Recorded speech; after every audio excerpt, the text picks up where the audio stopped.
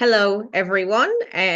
Welcome. I can see participant list starting to tick upwards.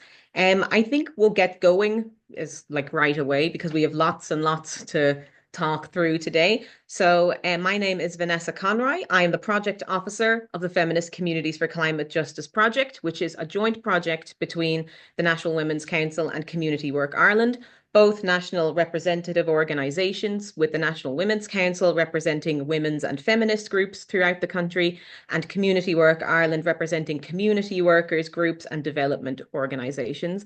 Our project is funded by the Department of Environment, Climate and Communications under Strand 2 of the Community Climate Action Programme, which is all about climate education, capacity building and learning by doing.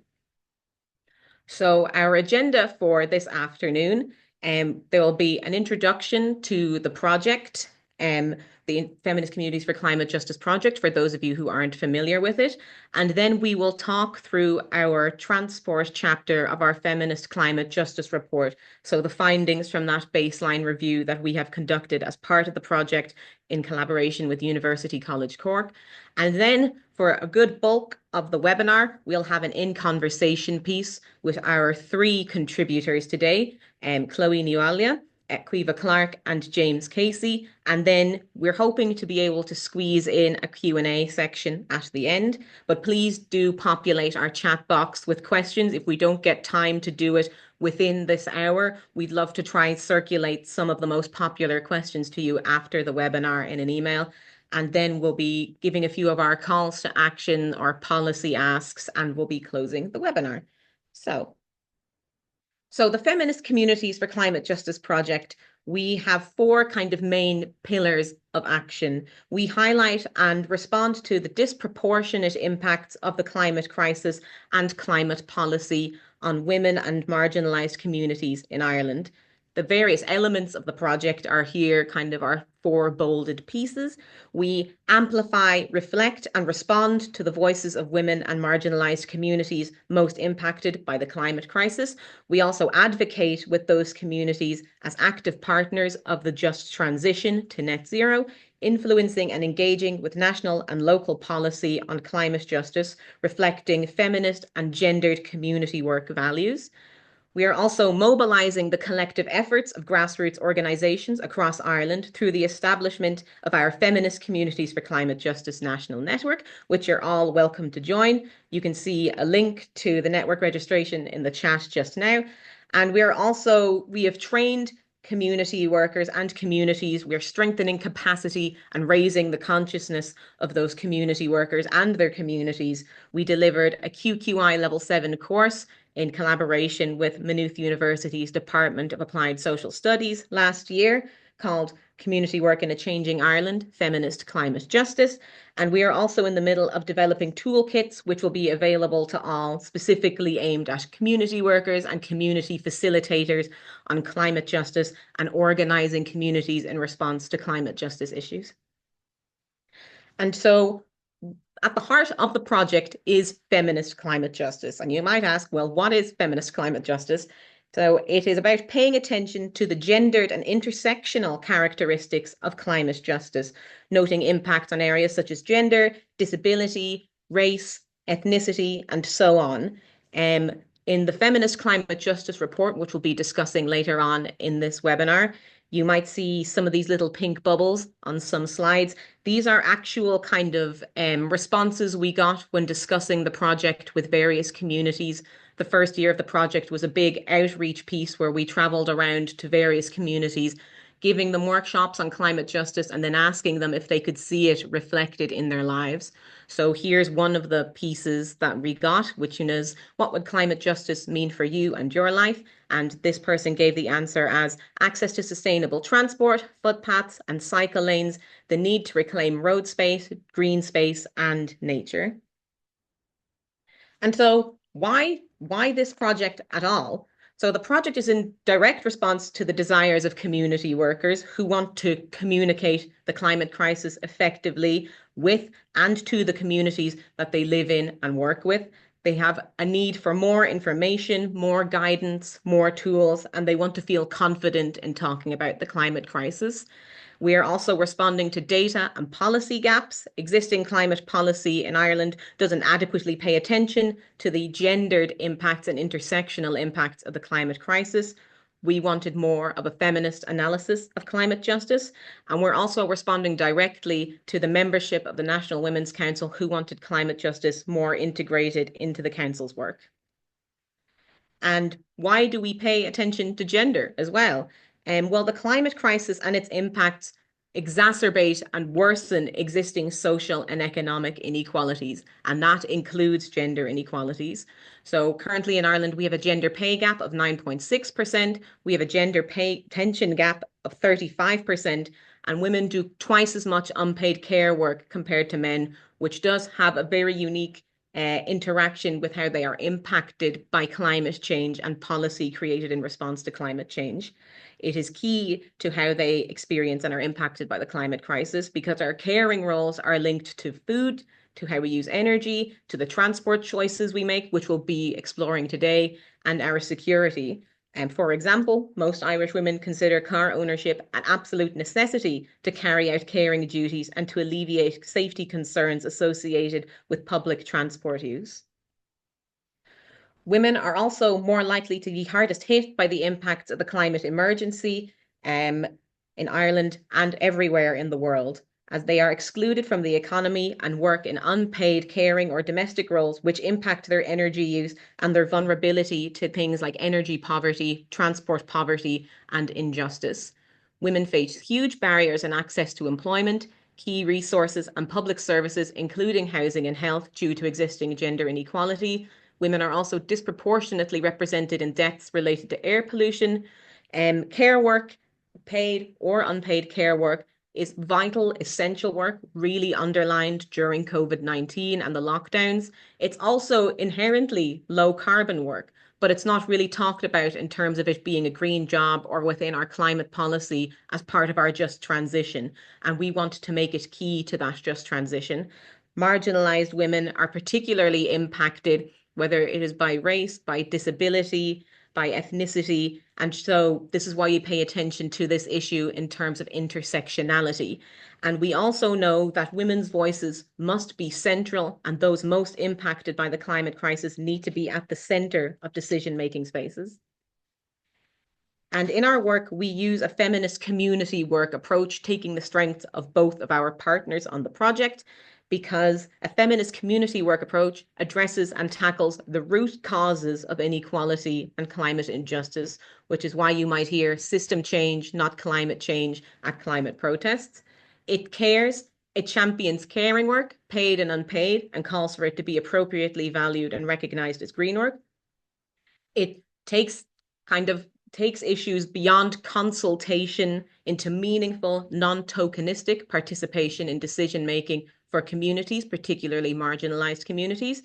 It focuses on the issue of women's representation in decision-making, as well as other marginalized groups. Again, those most impacted by the climate crisis need to be at the center of those decision-making spaces. It champions a collective focus. We need to solve the problems of as many people as we can, and not just the problems of one or two people in our approach. It also champions better public services, which benefit people and the planet. And so now we'll go into the findings of the transport chapter in our Feminist Climate Justice Report.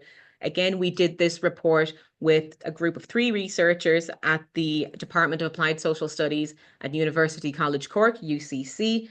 And it told us basically where the gaps in attention to equity and inequality in our current climate policy approach lie.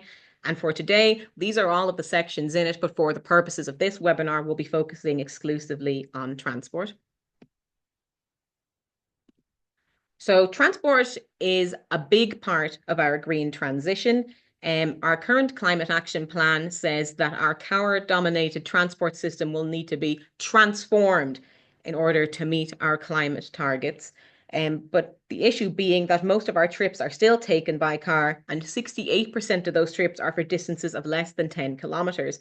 To reduce carbon emissions, We must focus on making public and active transport more accessible, affordable, and available, particularly in rural areas where those options are incredibly limited at the moment. Our transport system should be inclusive, accommodating the needs of disabled individuals, supporting caregiving responsibilities, and ensuring safety for all users. And our current policy aim is for a 50% increase in daily active travel journeys and a 130% increase in daily public transport journeys by 2030. And that will largely be done by electrifying our transport, phasing out petrol and diesel cars and vans and buses, and swapping these for electronic vehicles instead. And the thing is, transport has an impact on so many ways of our lives: housing and planning, how we plan our roads, how we plan new cycle lanes, employment, where we place new places of work, how we get to work, whether we work hybrid, entirely at home, entirely in the office, impacts on our health, on our education, on care, and how we socialize as well. But transport as a whole is not gender neutral. We have lots of research to show that women and men use transport very differently, and particularly showing that the key difference is that due to the gendered nature that we view care work with, women's transport patterns are still very much dictated by caring and caring work. But our current transport system has been designed for the needs of commuters and largely for the needs of able-bodied male commuters, and it doesn't account for the lived experiences that influence the transport patterns of needs of women and marginalized communities. As a result, we find that public transport has poor compatibilities with caring duties. If you've ever tried to get the likes of a buggy on a bus or a crowded Lewis or a train, you probably know exactly what we're talking about, and the same for a wheelchair as well. And as a result, we see there's a gendered aspect to car dependency, with women relying heavily on car transport due to caring responsibilities, increased safety concerns, including fear of harassment, and a lack of access to alternative modes of transport. And you can see that over 1 in 5 people claim that the choice to travel by car is based on the need to carry out family or child-related activities, and other modes of transport were not adequate, suitable, or reliable enough for such activities. So women, particularly caregivers, as a result of this, pay a pink tax on transport due to safety concerns and the unsuitability of existing infrastructure to their travel needs.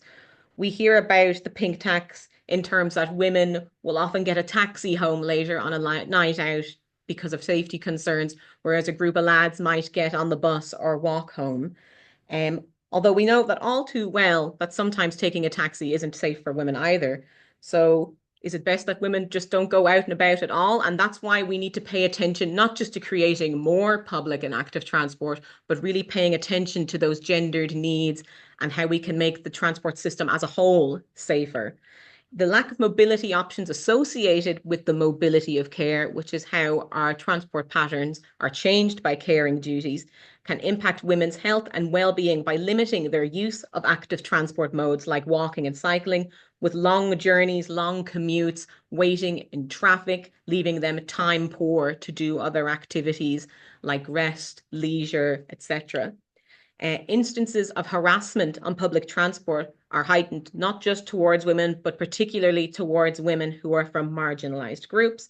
And one of the main barriers for girls cycling to school is the fear and experience of harassment from men and boys. Fewer than 1 in 250 girls cycle to school each day, and girls highlight how school attire, like school skirts in particular, are impractical for cycling. And as a result, we know that certain communities residing in certain areas, like our rural areas, are locked in to car ownership due to a lack of public transport infrastructure. That is not just bus routes, but cycle routes, pedestrian footpaths, lighting on those footpaths. And that includes thinking about owning one car, owning 2 cars, and the associated costs with that: tax, NCT, insurance, fueling, maintenance, and that can compound existing disadvantage. Like, if you are socioeconomically disadvantaged, if you are a woman carrying out caregiving duties and you can't take up full-time work and you're only taking in part-time work. So many areas we also see deprived of good transport infrastructure in Ireland also experience socioeconomic deprivation. Access to bus Éireann buses is an ongoing issue for disabled people in particular. A lack of accessibility, requirements to book in advance to access public transportation for wheelchair users can result in social exclusion, isolation, and it robs them of the spontaneity of travel if everything must always be planned in advance. And some parents who may want to cycle also claim that cycling equipment such as cargo bikes are unaffordable, limiting the option to cycle for low-income earners and parents. And we can capture these experiences using a term called transport poverty. And transport poverty refers to a lack of adequate transport services necessary to access general services and work, or the inability to pay for those transport services. And there are 4 factors to consider here. No transport availability, so a lack of options or low frequency. No accessible transport options, particularly for disabled people. No affordable transport options, inability to meet the cost of transport, and unsafe transport conditions. So available transport options are dangerous or unsafe. But how can we alleviate transport poverty in our society? By paying attention to the needs of those who we've just discussed aren't being met, because building to meet gendered and caring needs within our transport infrastructure actually benefits everybody, because creating policy that addresses the gendered dimensions of transportation can benefit not only women, but other groups in society like older people, children, disabled people, and more. Applying a feminist approach to transportation policy complements and benefits an intersectional approach to policy. So, for example, if you build public and active transport infrastructure that is accessible for prams, it will also be accessible for wheelchair users, such as putting in ramp access, functioning lifts, step-free access, and wider footpaths. So, on that note, we're going to move on to our In Conversation section of the webinar, where we'll learn more about and from our 3 contributors, Chloe, Caoimhe, and James. And you're also, again, welcome to pop questions into the Q&A box, which, if we have time, we'll come to at the end. So how we're going to do this is I will give the bios, the very impressive bios of all 3 of our speakers now, and I will come to each of them in turn to give their inputs. So I'll firstly introduce Chloe Niwalia, who is proudly from Mayo and now living on Inishowen since October 2020. She graduated from Maynooth University with a first-class honours in Community Development and Youth Work in June 2020, and then went on to become the manager of the Oírr Community Cooperative in October 2020. She has recently been appointed as Development Coordinator with Community Work Ireland and is also a board member of Domestic Violence Response Galway and an advocate for Foróige, See Her Elected, and many other community and youth organisations. Although only 25 years of age, she has a wealth of experience in voluntary community and youth work and of dealing with issues affecting women.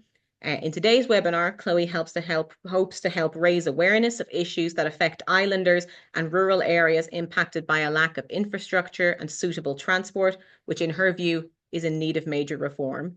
We'll then hear from Dr. Caoimhe Clarke, who is a community-based consultant psychiatrist in mental health for older persons working in Dublin, cycling around the city to meet her patients in their homes. As a member of the Irish Cycling Campaign and Irish Doctors for the Environment, she strongly believes that cycling should be a fundamental, accessible mode of transport for everyone, regardless of their gender. Women especially face unique challenges when it comes to safe, reliable transportation, and cycling provides an opportunity to reclaim public space and assert their independence. Cycling not only offers huge physical and mental health benefits for individuals, but it also supports a more sustainable environment. She's passionate about creating inclusive, green, and safer cycle spaces that empower people of all ages, abilities, and genders to move freely and confidently throughout Ireland. And then finally, we'll hear from Dr. James Casey. James currently works for CBM Ireland on the innovative climate and social justice project Funding Fairer Futures. He previously worked in policy and advocacy with the Independent Living Movement Ireland and on the transformative On-Side project. He holds a PhD in critical disability studies from the University of Galway, where he was the recipient of a doctoral teaching fellowship. James, a disabled person, has worked as a lecturer, disability equality consultant, and communications advisor, in addition to his continued role as a peer reviewer with several international journals. So that the huge wealth of experience just in those bios alone. So we're in for a real treat now. So I'd like to firstly go to Chloe.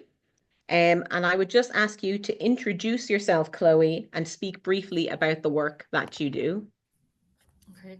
Hello everyone. It's Mr. Chloe Wallier. My name is Chloe O'Malley.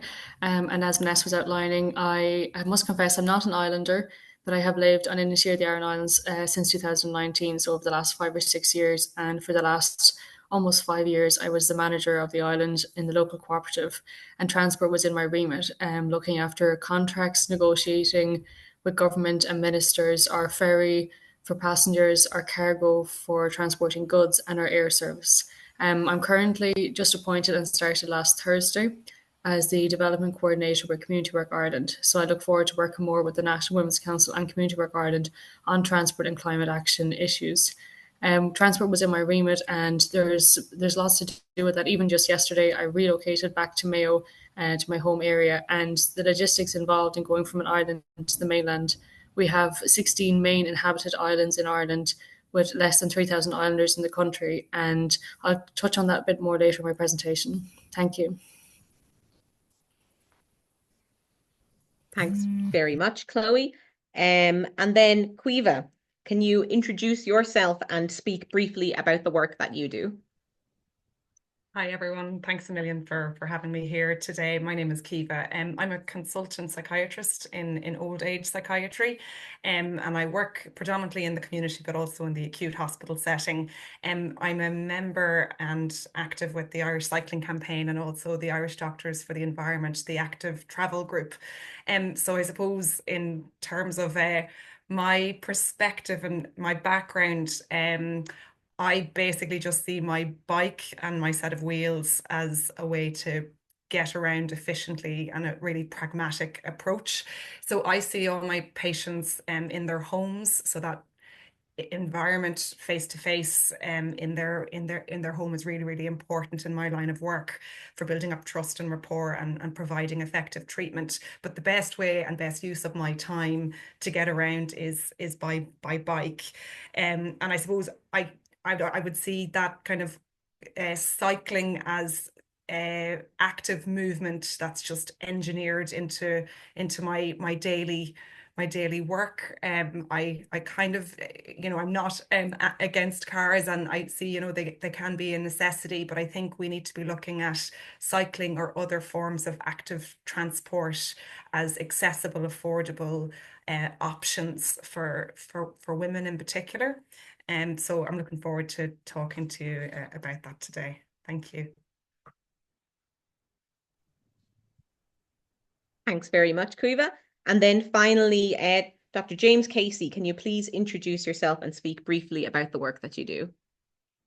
Thanks, Vanessa. Hi, everyone. Delighted to be here. Really am. An honor to be here. My name is James. So there. I am working on a project now called Funding Fair Futures, which is a massive European project with our partners in Europe, which is the EcoLease, which is a community group, Women Empowered for Common Futures, CAN International, and CAN EU, Climate Action Network, and Generation Climate Europe. And the project itself is about revitalizing the climate movement into becoming more inclusive. So to bring in those eco-feminist voices, to bring in more young people's voices, bring in community voices, and bring in disabled people's voices into the dialogue about climate change and climate justice and linking it to social justice. Voices that have been missing up until now. And that's why we're in this position. In the past, I've always supposed to work. My driving values have always been about developing agency for disabled people or people that may need that support to capacity share with them. And that's always been part. I'm sorry, there's a rock breaker in the background. The sound of progress. Starts at 7:30 this morning. But it always has been to make sure that whatever I'm doing or whatever I'm representing or whoever I'm representing, that you're doing it with that grassroots collective feel. And I think the project that I'm working on now, particularly, our role in this, CBM Ireland, is to fund disabled people's organisations in countries in Asia and Africa. so that they can be involved in local decision making in regards to climate policy, national defined contributions, etc. And capacity build and capacity share until they get to a certain level where they can do that. More often than not, there is this assumption that countries in the global south are somehow behind countries in the global north, and that's not necessarily true. From working there and having colleagues there and friends there, I see that the narrative is different, but it's not worse. And we're seeing people who are being affected by climate change who have had less to contribute to climate change. And the predominant majority of those are disabled women in rural areas. But there's solutions there, and that's the thing. Because what's happened over the last 5-10 years geopolitically, not just in climate but everything else, is that we're constantly going to the same old people with new problems, and they're giving us old solutions rather than going to new people and looking for grassroots solutions and collective solutions that work locally. So that's something that I think is important and something that I'm passionate about. And I suppose two things, if I can sum up what I try to do is always try to move away from presentation to representation. So thanks very much. And I'm really excited to hear everybody's views today. And congratulations to the Feminist Collective for Climate Justice on the paper. Thanks so much, James, for that. So now I'm going to ask each of our contributors kind of a specific question about their past experience or their work in relation to transport. So I'm going to come back to Chloe first. And Chloe, I'd love for you to speak more about the transport challenges, experiences, and also opportunities for the offshore islands. We actually collaborated, myself and Chloe and some other groups on the offshore islands on the Moving Together submission, which is the transport demand policy for the next few years in Ireland. And it was incredibly eye-opening regarding the challenges that islanders specifically face. So could you speak a bit more to that? Yes, thanks very much. So I feel that it's crucial that the Ireland's offshore islands are not left behind in the transport transition. And in the National Development Plan from 2021 to 2030, it recognises that good transport services and a developed infrastructure are important for maintaining island populations, and that transport access for island populations impacts on every aspect of island life, including health and welfare services, education, employment, social and family life, and business. It was disappointing to see Ireland's offshore islands left entirely absent from the draft strategy, an absence that should be rectified in the final strategy. And we really want to thank the National Women's Council and Community Work Ireland for including us in their submission. When I was working with the cooperative on Inisheer, I was part of Comhar Caomhán Teo, which is the Irish Islands Federation, and it's where 16 offshore island managers would work together in meeting once a month on issues that affect islands. So oftentimes, because this is almost voluntary and on top of our workload on a day-to-day basis on the islands, we don't get time to submit to policy and have an influence. So having a network like this through the National Women's Council and Community Work Ireland, it's brilliant that our voices aren't left out and that they can be included. So I'll just touch on a couple of points and issues. On the screen there, you can see some images. On the left-hand side is one of Oirr Ireland's planes. There are about 8 seats, and people are seated based on weights that is evenly distributed. They're quite small, but they're convenient. We get our post delivered every day to the island as long as there's no fog, because they fly by vision. And for islanders, it's only about a 6 to 7 minute journey to the mainland, whereas the ferry service is about an hour to Rossaveel or 15 minutes in the summer to Doolin. Not every island has a plane service. The Aran Islands are unique, but it is a lifeline service for us. In the bottom left corner, you can see the cargo boat. So this goes from Galway City at the docks to the 3 Aran Islands and brings our cargo in and out. So everything from fresh food supplies to medication to cars to animals, anything that needs to be moved goes by that. And we work with the other 2 islands as well. We have an organisation called Oírr, which is recycling and rubbish. And we work together with skips and recycling to make sure that the 3 islands are doing all they can to recycle, to compost, to turn glass into aggregate for footpaths and concrete, and to keep things on the island. So we do try and do our best to reduce our carbon footprint on the islands. But unfortunately, at the moment, the plane, the cargo and the passenger ferry are diesel.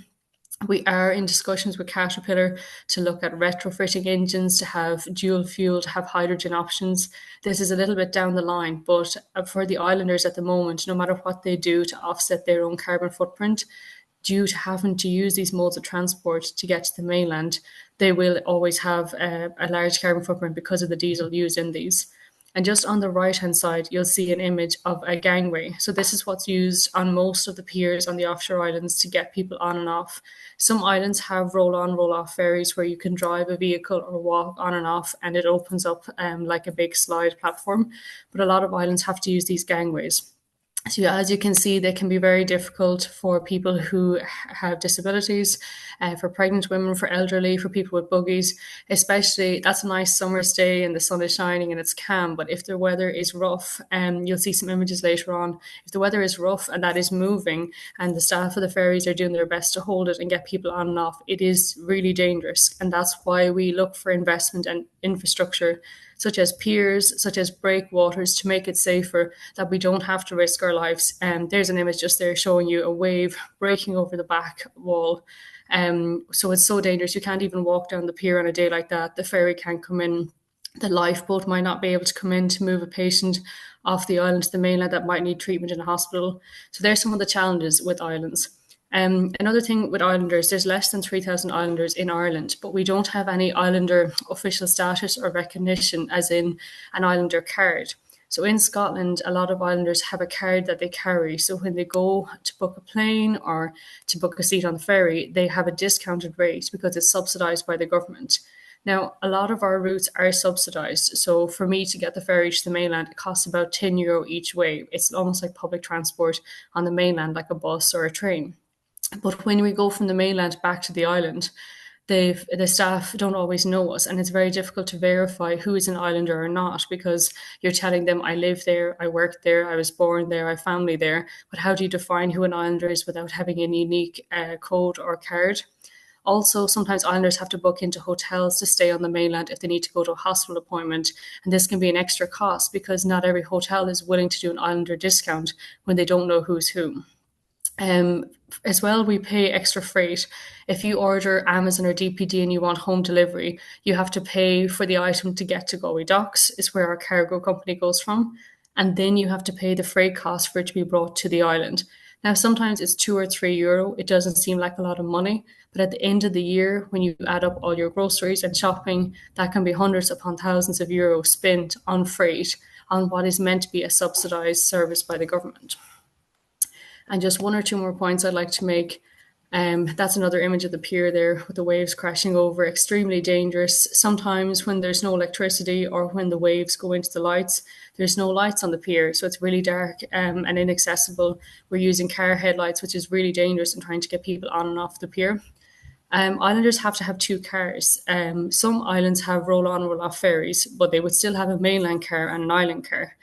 They have to pay double insurance. There is no dual insurance policy that you can have when you drive one car for a few days a week and one car a few times a year. You have to pay double. You have to pay tax. Now, island cars are exempt from NCT. This was brought in by Eamon O'Queeve when he was a Minister for Islands and Gaeltachts a couple of years ago. But that drives the insurance cost up because cars aren't going through an NCT process.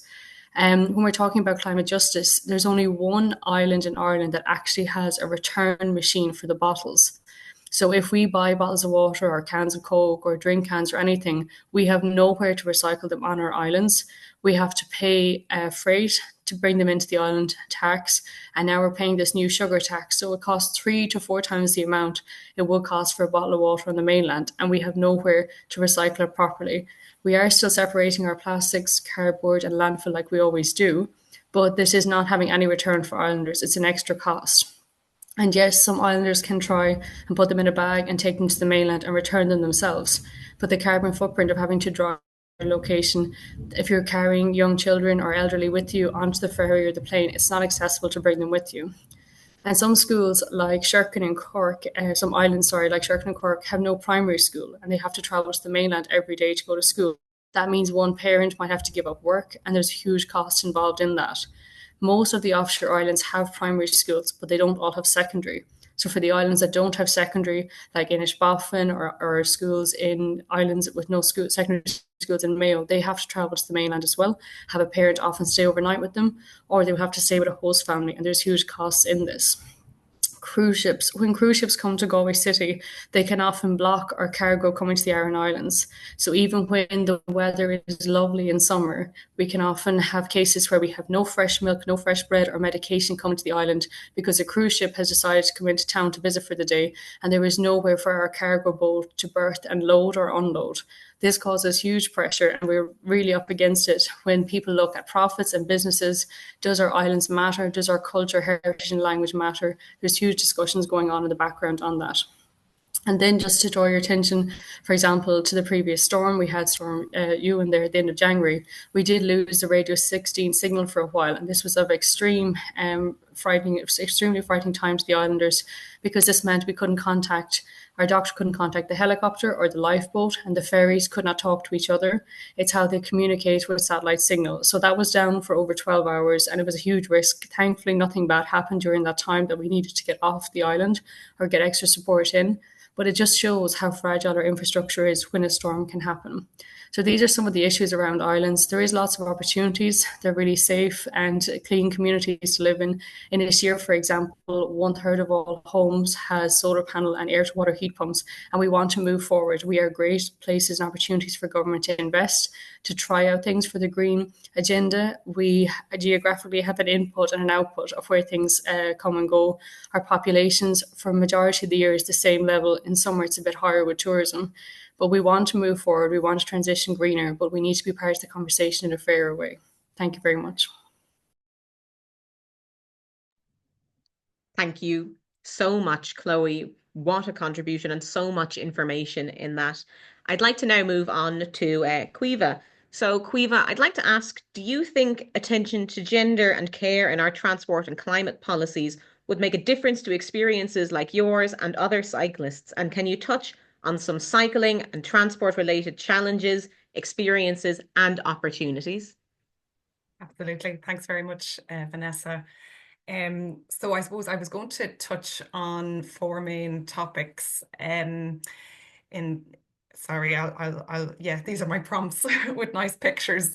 So I suppose the first thing from the feminist cyclist perspective, and I'm going to throw in the doctor card here because I think, there's just such a benefit from the use of bike or active transport being public transport, walking, busing, taking a train, on the health of a person, the community, and also the environment. I think the challenges, though, is a big one is safety for women. I think, for myself personally, I feel I'm a confident, capable cyclist. I would have grown up cycling in the countryside at home, but that was with a purpose of getting to the local sweet shop. Now, when I moved to Dublin to study, it was just a really affordable, efficient way for me to get around, the same like I'm doing at the moment for my job. But there is a concern around the perception of safety in urban and rural settings in Ireland. And I think the cycling is seen as much more a male-dominated activity. I know there's been a study done in Dublin, and up to 64% of men cycle.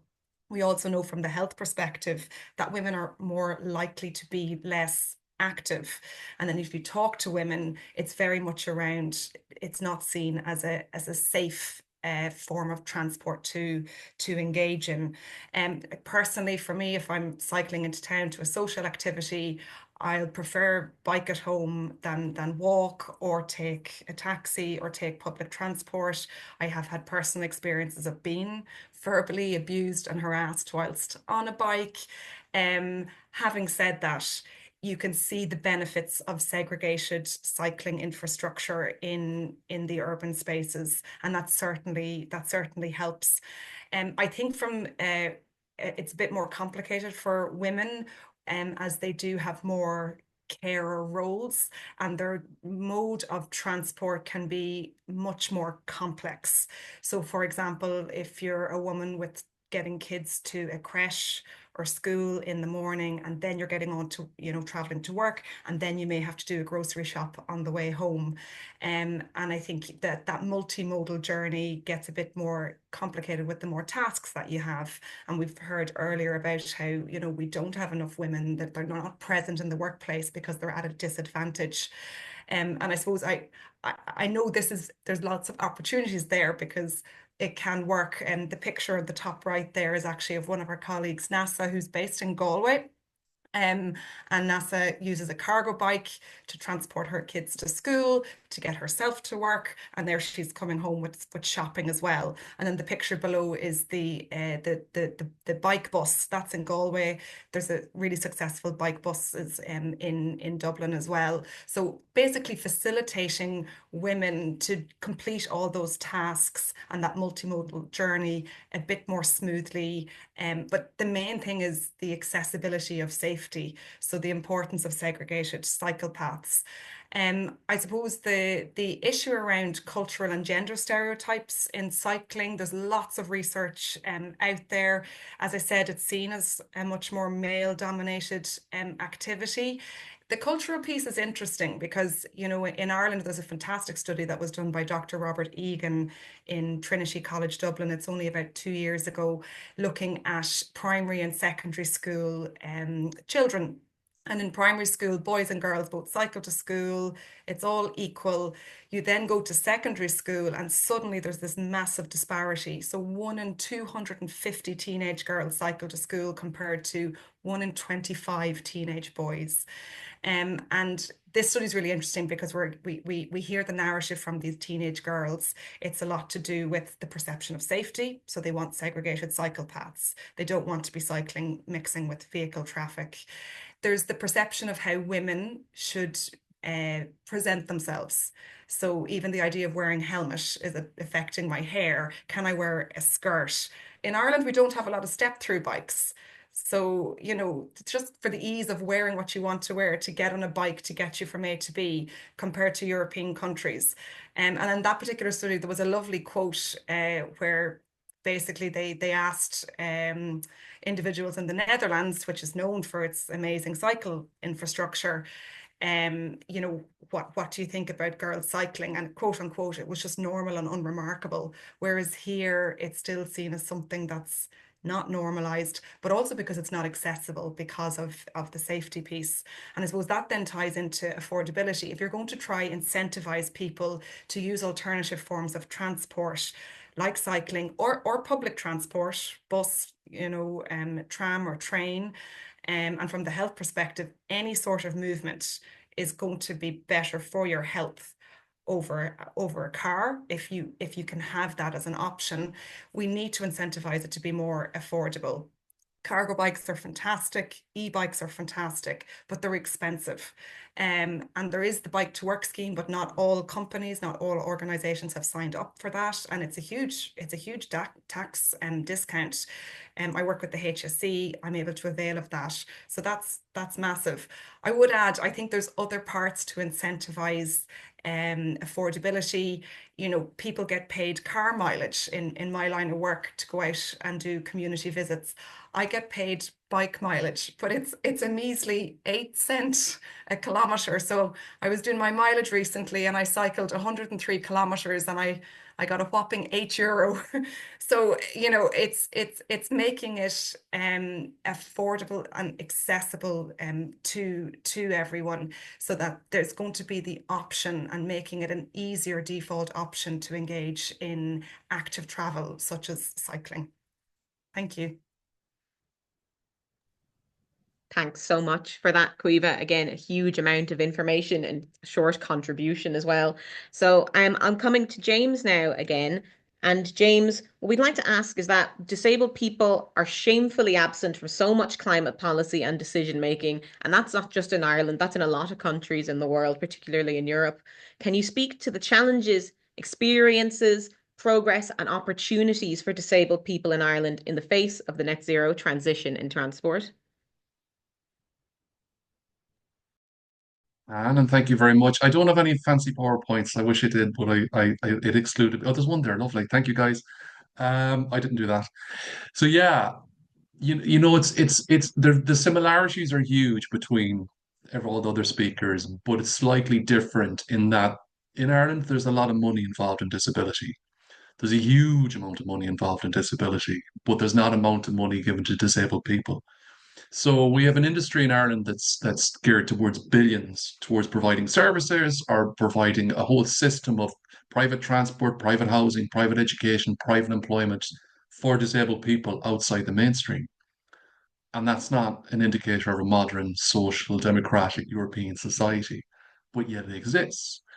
And then that flows into who is actually defining policy about disabled people. And I'm speaking with my activist hat on and as a member of a disabled persons organization, which is a collective group of disabled people come together. Think of it as a union.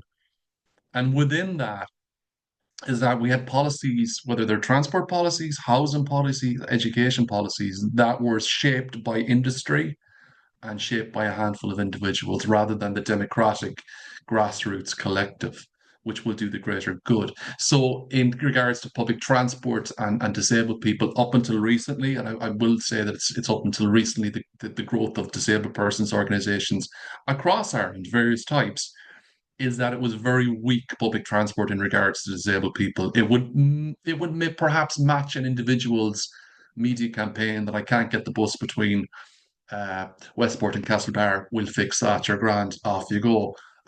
Disabled drivers, again, we'll see a handful of narratives that are predominantly prosed and tropes that are not reflective of the greater good or most people using public transport. I use public transport all the time. I like using it. Sometimes I don't like using it, but it's handy. But the trope that we'll see is stuff like, why can't all trains be accessible? Well, they're never going to be accessible in Ireland. We don't have the gauges for it. However, there are some success stories. For instance, we lobbied for a long time to have what they're called customer service officers on the trains, essentially train guards back on them. Wonderful people. Erin with Erin have come on leaps and bounds.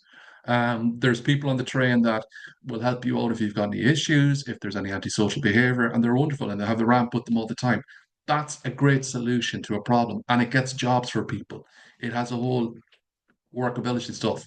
There's other things that are not so practical you'll hear campaigns about in individual campaigns. Um, let's make all airlines wheelchair accessible in the sense that you can sit in a seat in your own wheelchair. That's never going to happen for safety reasons.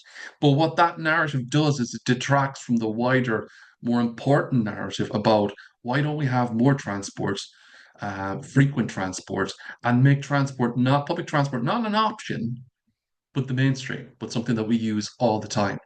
But that also goes back to who's defining and creating policy. So a lot of the policy we'd have in Ireland in regards to public transport would work into European policy, and European policy is informed by the International Disability Sphere. But unfortunately, there's no disabled people in Ireland represented outside of Ireland. Industry represents the disabled, well, they represent the disabled, which I would say, sector outside of Ireland, but Irish disabled people are not represented. And that begs then is who's actually controlling the narrative? And are we actually being presented or are we actually being represented?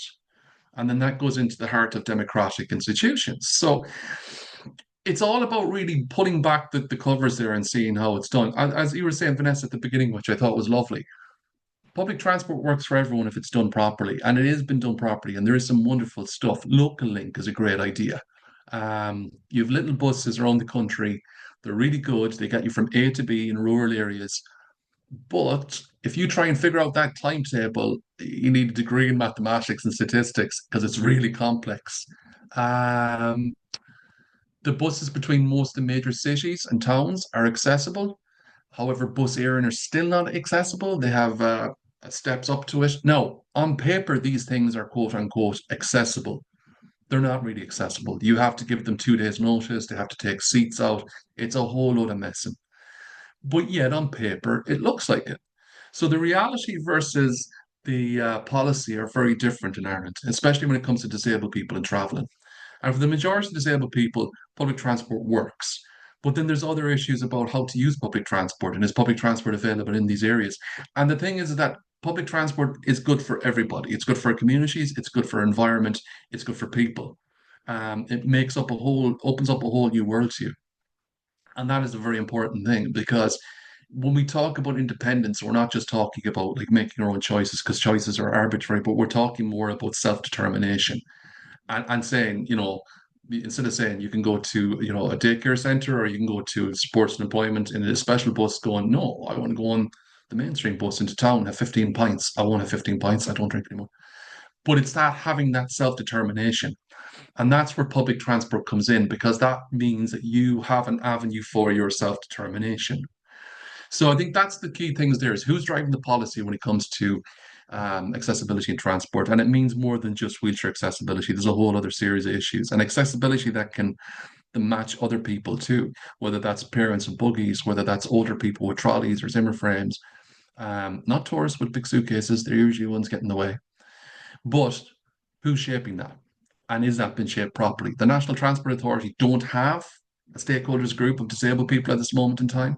They need to bring that back in, and it needs to have representatives from collective organizations, not just individuals. That's not how you form policy affecting a huge minority of people. Then you have to look at how these policies are being formed and are they being implemented. And then I think the third thing that we have to look at is the good work that has been done. I go back to the customer service agents on the trains in Aero there. I think it's been wonderful. I think that's the way to go. But then there's a key issue that I think we don't talk about. And I see it, I travel quite a bit, and I've lived in some of the north, I lived in Finland for a while. It's something that we don't see here.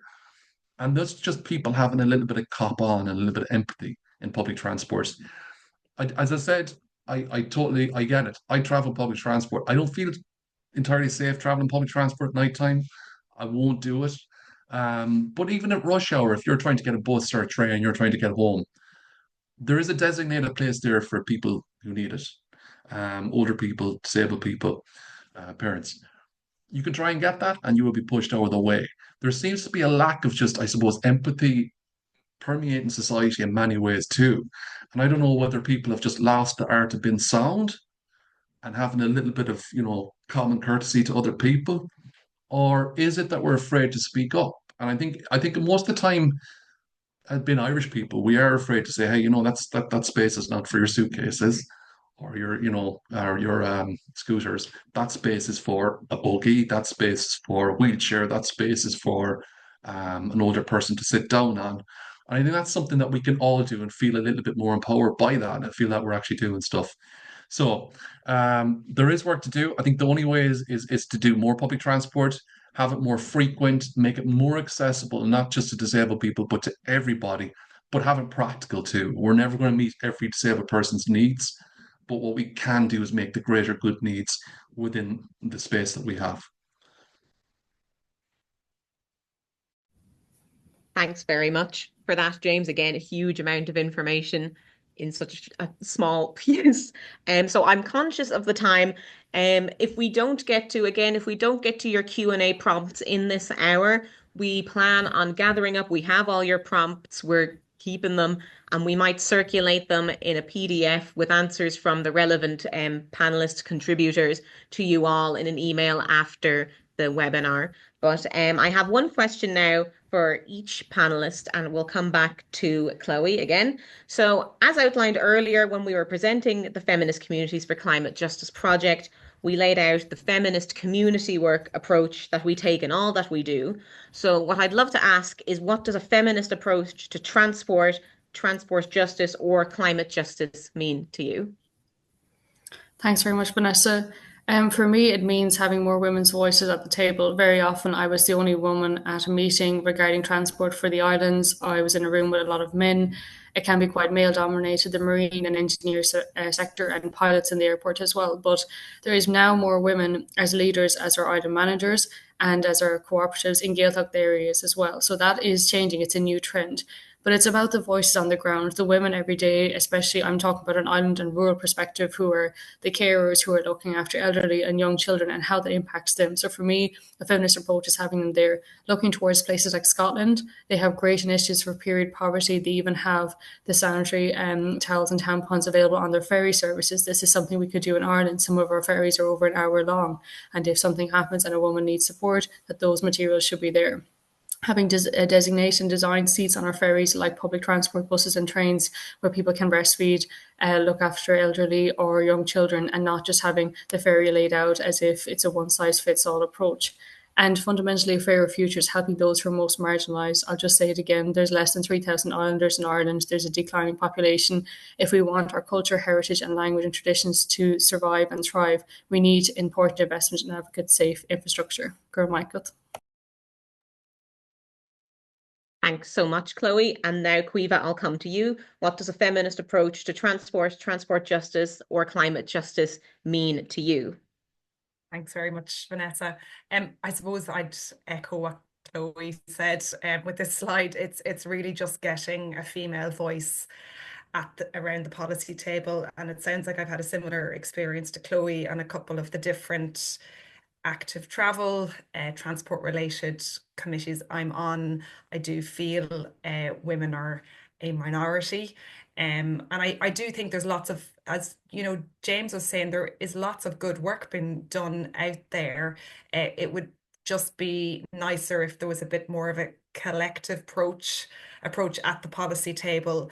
I also feel strongly that I think we need to get in early. So if we're seeing the statistics that we're seeing of young female teenagers who are not getting on bikes, knowing that that's going to carry on into adulthood, we're just going to make the job more difficult at the other end. So the Green Schools campaign and the hashtag And She Cycles campaign are just really, really good initiatives. And similarly, the new I know this is Dublin centric, a new Dublin City Council campaign of Be Sound. So just people being respectful to each other, whether they're on a bike, they're walking, or they're sharing a shared space like public transport. I also kind of feel strongly about the fact that if we could get more female voices at the table, there might be a better understanding about how something like cycling can be very compatible with daily life, no matter where you live in an urban and rural setting. Thank you. Thanks so much, Caoimhe. And then finally, James, we come to you. What does a feminist approach to transport justice and or climate justice mean to you? Yeah, it's a great question, Vanessa. I mean, I'm always learning, and it's great to read the report. I mean, for me, I just go off my own experience of, being a disabled person, and a lot of what we had within our movement is based on the feminist movement's work and the people of color's movement's work in the 50s, 60s, and 70s. But for me, it's having that collective approach, like we were saying there, like having that collective approach to things, and to saying stuff that we don't hear being said and highlighting it, like the violence on public transport, been afraid to go on public transport at night time, like saying outright and saying it's not safe. It's not safe. We don't feel safe because we're not engaging in it. It's like, well, why aren't women? Because it's not safe for us. It's not safe for me. It's a disabled person. Same with cycling. Like as Gui was saying, like, I mean, that idea that it's not set up for women, and feminist collective approach to that is illuminating that and amplifying that perspective and that resource, and saying, well, maybe you can get your policies a little bit better here, and also we can take a societal approach. As Cleve was saying, that was interesting too about the Be Sound thing. But it is about that because, again, I've seen it in other countries and how it worked. I lived in Finland and I've seen how it works there, that cycling is normal, the public transport's normal, that you don't have a fear of someone, throwing something at you at 8 o'clock at night on a bus, or, if you want to go on a bike lane, you can go on a bike lane, you feel safe. And we can do this. It's within our power to do this. It's within our power to, I hate to say it, fund a fair future. Check it out the website. As Chloe was saying. But it's there because instead of kind of working against this, we can all work towards this now, because this is our new reality. And if we don't bring everybody along with us rather than a small amount, then it's not going to happen. So every voice has to be included. So I think having the collective feminist approach to climate justice, to public transport, to everything is critical. It's vital, and that's what's wonderful to see. Thank you. Thanks so much for that, James. I'm conscious of the time, but I'd like to try and come to at least one or two of the questions that you guys have put in the Q&A box, so all of our contributors can reveal their lovely faces again. I'm going to come to one for Chloe that we've seen first. So just Chloe, somebody was asking, what can we as measures can be taken by mainlanders to aid islanders and raise attention to these precious and precarious environments? Yeah, so one thing you could maybe do is follow us on social media. The main organisation for the Irish Islands Federation is Comhar Caomhán Teo, and I just popped in the chat there, and we can circulate our contact details and this information email afterwards. And they would reshare all the different islands campaigns. So every island is different. Some are really good infrastructure, and some have nothing. Islands like Clare Island and Inishturk need a mainland pier. Marorty and Donegal, they need a mainland pier to be suitable for going to Arranmore and Tory up there as well, and in Ishbofin in certain areas. So if you follow Comhar, they reshare everything that happens on the offshore islands. The Marine Times covers stories from islands as well, and our own social media is linked there. So we'll circulate the details by email too. Michael. Thanks very much, Chloe. Again, I'm conscious of time, and you've all put in really great questions, and I promise we will, because we won't have time to get to them now, but we will try and answer as many of them in a follow-up email to all of you. There is just 2 documents that we are probably going to share in the chat or with you afterwards. One is a report conducted by Transport Infrastructure Ireland called Travelling in a Woman's Shoes, which is a really great piece of research on particularly perceptions of safety and gendered experiences of transport here in Ireland, which is a really great document and some of the best data we have available to us so far. And we're also going to share the submission that we did with Chloe's group, with Cuill na hÉireann, with the Aran Islands Energy Cooperative, and also with Cope Galway to the Moving Together consultation, the strategy for reducing transport demand in Ireland. So you can take a look at some more experiences in there as well. But we have 60 seconds, and I'm conscious some of you have given up your lunch hour for this. So I want to thank you all so much for attending. I want to thank our fantastic contributors, Chloe, Caoimhe, and James. I'd also like to thank Aoife here, who was our ISL interpreter. And in the background running the tech scenes is Jane from the National Women's Council. So I'd like to thank her too. And you can keep in touch with the project through our mailing list, through joining our Feminist Communities for Climate Justice National Network. And really, let's all think about creating a future where sitting in backed up traffic every time you go to or from work is not a reality, where you can get a pram or a wheelchair on any kind of mode of public transport with ease, and where public and active transport truly is for everyone. So thank you so much, everybody. Take care and have a wonderful rest of your day.